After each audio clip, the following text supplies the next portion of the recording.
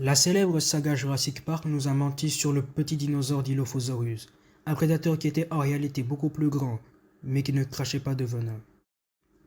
Pourtant, il existe bel et bien une chose sur laquelle Jurassic Park n'a pas menti. Il existait bel et bien un petit dinosaure venimeux.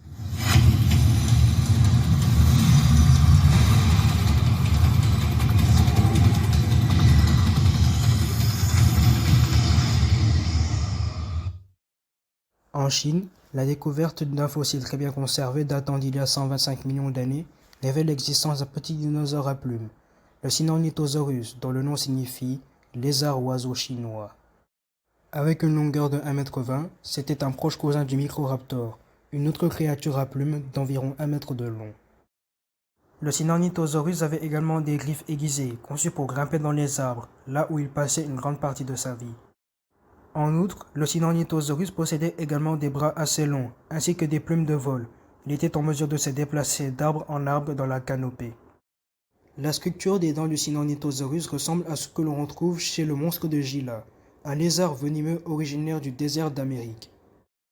Du venin s'écoulait le long de ses dents et pénétrait dans la chair de sa proie au moment de la morsure.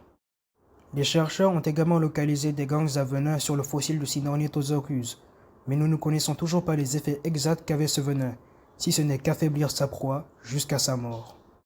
En analysant de plus près les molécules de pigments présentes sur le fossile, on en déduit que la couleur des plumes du Sinornithosaurus allait du noir jusqu'au marron, ce qui lui permettait de se camoufler dans la canopée pendant qu'il traquait ses proies depuis les arbres.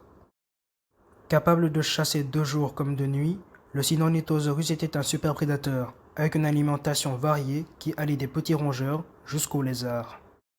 Cependant, il est possible que le Sinornithosaurus aurait pu chasser en meute des animaux bien plus massifs, comme le Psittacosaurus, un herbivore de plus de 2 mètres, considéré comme un ancêtre des cératopsiens géants qui se développeront vers la fin du Crétacé, comme le Triceratops.